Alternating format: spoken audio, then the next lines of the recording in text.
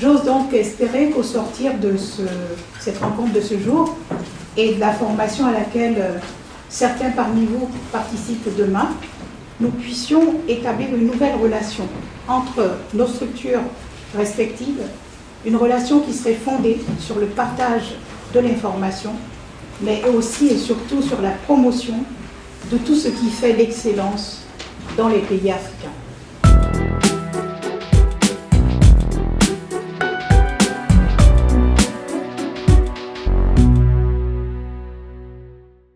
Aujourd'hui, nous allons aborder la thématique du baromètre des PME africaines. Et le baromètre est un des sujets importants qui est tout à fait essentiel pour la CPC-CAF et pour l'ensemble des économies africaines. C'est un sujet sur lequel on parle de l'information et à partir de lequel nous voulons faire de l'information économique augmentée. Ce baromètre a une spécificité. Une spécificité par rapport à d'autres baromètres qui vous sont présentés comme le baromètre du Lucien, vous avez entendu parler.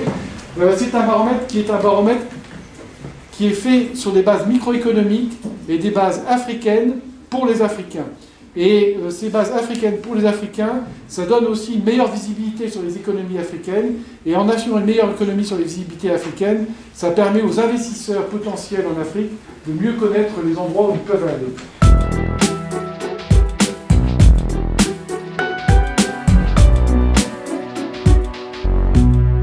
Le but, c'est de créer du lien entre des entreprises, comme je dis toujours, PME, PMI, ETI, sociétés de services ou industriels, multisecteurs d'activité de la francophonie. Mais de la francophonie, ça va du Québec au Laos. Donc c'est vraiment l'ensemble des pays ou des zones francophones pour leur permettre du lien, de créer du lien, de développer tout ce qui est économique.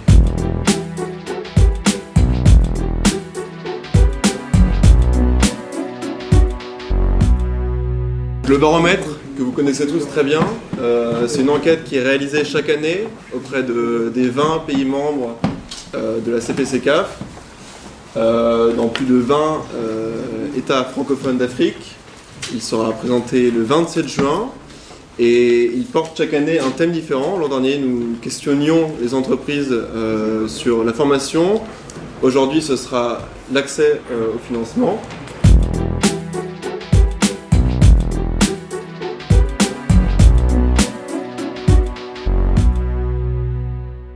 Et sur la formation, il y a deux choses importantes que je voudrais mettre en avant. C'est qu'on a constaté qu'il y avait une forte demande de formation.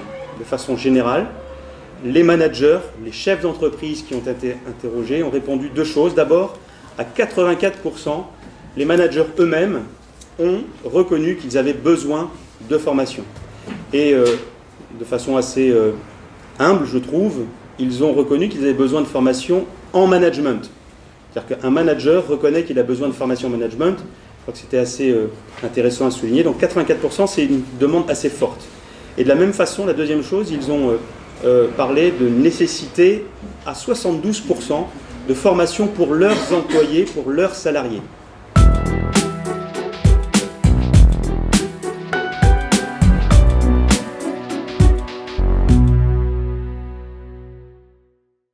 Les entreprises certifiées normalement sont plus productives et elles produisent des biens de meilleure qualité. Elles peuvent prouver aussi la qualité avec les certifications.